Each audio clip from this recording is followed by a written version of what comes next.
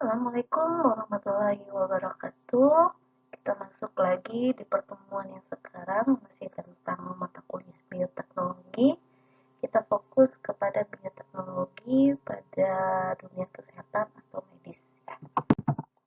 Bioteknologi yang baik, yang konvensional maupun yang modern, memanfaatkan agen hayati atau agen hidup untuk menghasilkan barang dan jasa dalam skala industri yang gunanya dan manfaat semua hasil dari bioteknologi adalah untuk pemenuhan kebutuhan manusia. Penerapan bioteknologi salah satunya pada dunia medis atau kesehatan. Beberapa waktu yang lalu mungkin sudah beberapa disinggung ya, hasil bioteknologi yang memanfaatkan hewan, contohnya adalah vaksin. Nah, vaksin ini juga dimanfaatkan untuk dunia kesehatan gitu ya, sebagai upaya manusia untuk mengobati dan mencegah berbagai macam penyakit. Secara garis besarnya seperti itu. Oke, bioteknologi kedokteran adalah teknologi dalam sektor kesehatan yang banyak memanfaatkan dan menggunakan organisme atau komponen organisme yang berguna untuk menghasilkan produk.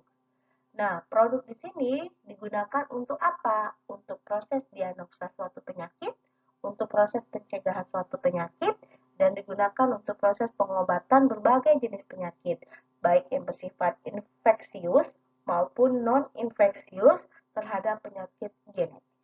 Jadi, secara tidak langsung, bioteknologi medis itu berperan dalam proses diagnosa, berperan dalam proses upaya kita untuk mencegah, dan upaya kita dalam mengobati suatu jenis penyakit.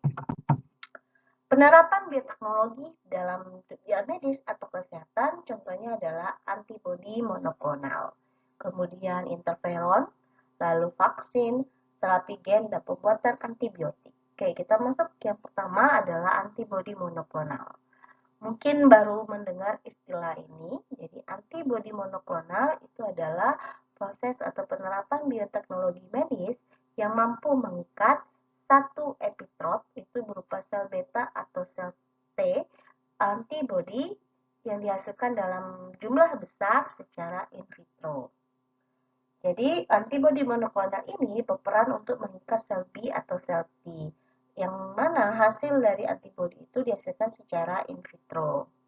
Antibodi monoklonal dihasilkan melalui teknik hibridoma.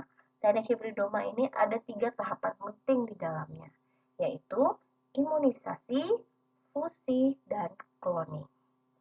Antibodi monoklonal kemudian diterapkan dalam upaya merawat kanker pada otak, payudara, paru-paru, kelenjar prostat, melanoma, leukemia, dan limfoma pada manusia.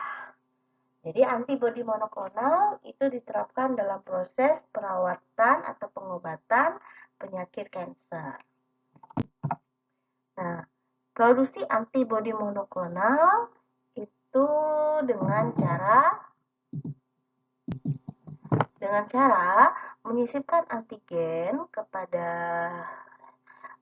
kultur, kemudian dibentuklah sel, lalu sel mielema, kemudian secara in vitro stem cell dan sel mieloma diseleksi dan tumbuh menjadi satu sel.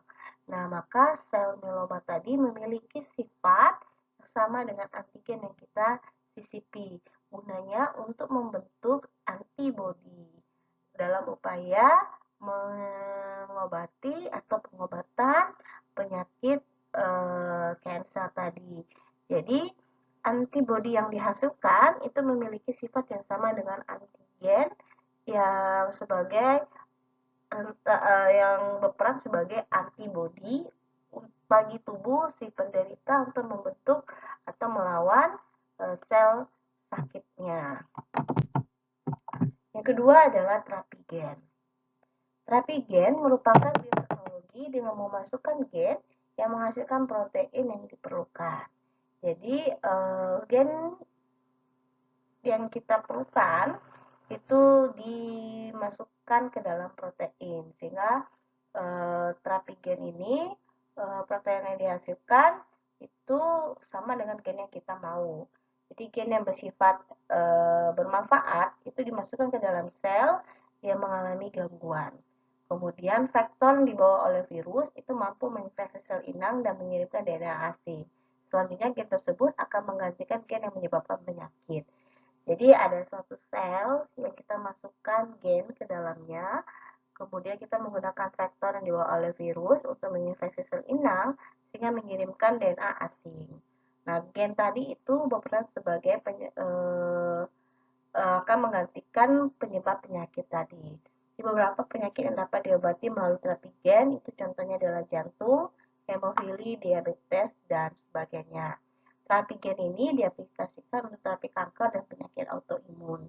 Jadi gen ini dimasukkan ke dalam protein yang diperlukan untuk tubuh untuk membentuk gen yang kita mau. Kemudian stem cell. Stem cell itu menggunakan kultur sel untuk menumbuhkan dan mempertahankan stabilitas sel. Stem cell ini berasal dari struktur tulang, sel hati, human embryonik, baik yang dewasa maupun stem cell dari embryonik. Jadi stem cell itu adalah kultur atau perbanyakan sel dengan tujuan untuk menumbuhkan sel yang baru. Yang selanjutnya adalah interferon. Interferon ini memproduksi protein secara bioteknologi yang fungsinya untuk menstimulasi sistem imun. Vaksin itu adalah antigen yang dimasukkan ke dalam tubuh untuk memicu sistem kekebalan tubuh. Antibiotik adalah senyawa yang dihasilkan oleh mikroorganisme yang berperan untuk menghambat organisme lain. Antibiotik yang mungkin sering kalian dengar adalah antibiotik penisilin. Kemudian insulin adalah hormon yang diproduksi oleh kelenjar pankreas. Apabila seseorang sudah menderita sakit gula, maka kelenjar pankreasnya yang memproduksi insulin itu sedikit, maka perlu ada pengobatan insulin. Nah, penyuntikan insulin ini berperan untuk mengatur kadar gula di dalam darah. Untuk memproduksi insulin itu menggunakan teknik rekayasa genetik. Ya, dulu sebelum perkembangan bioteknologi, untuk memproduksi insulin ini orang memperolehnya dari hewan sapi. Maka hormon ini tergolong mahal pada saat itu. Dengan kemajuan bioteknologi, maka hormon insulin ini dihasilkan melalui teknik rekayasa genetik dengan biaya yang sedikit lebih murah, maka semua orang dapat menggunakan ini dalam upaya pengobatan penyakit gula. Aplikasi bioteknologi di bidang kedokteran dalam diagnosa penyakit biasanya kita gunakan melalui biosensor seperti alat tes kehamilan. Jadi dengan menggunakan urin, kemudian alat itu akan mensensor apakah dia positif hamil atau tidak. Kemudian tes LDR darah atau jenis tes darah lainnya. Jadi hanya menggunakan satu tetes darah, maka biosensor tersebut akan melihat apakah gula darahnya tinggi, apakah lemaknya tinggi, apakah asam uratnya tinggi. Nah, itu adalah aplikasi bioteknologi dalam diagnosa suatu penyakit. Selain diagnosa, juga dalam terapi penanganan penyakit seperti kita memanfaatkan antibiotik, yang memanfaatkan mikroba dan obat-obatan melalui teknik rekombinan DNA, bakteri atau klonik sel hewan. Jadi aplikasi-aplikasi bidang kedokteran ini banyak berperan di dalam bidang diagnosa seperti pemanfaatan biosensor, pencegahan penyakit menggunakan vaksin, dalam proses pengobatan biasanya kita bisa menggunakan hormon insulin, kemudian kita menggunakan terapi gen, tapi perlu digarisbawahi bahwa bioteknologi di bidang medis atau kesehatan umumnya adalah untuk meningkatkan sistem antibodi. Ya, sistem antibodi atau sistem kekebalan tubuh, sistem imunitas. Karena apa? Di tubuh yang sehat, antibodi yang sehat, maka semua penyakit itu secara otomatis tubuh kita bisa mengendalikannya. Demikianlah pertemuannya hari ini. Assalamualaikum warahmatullahi wabarakatuh.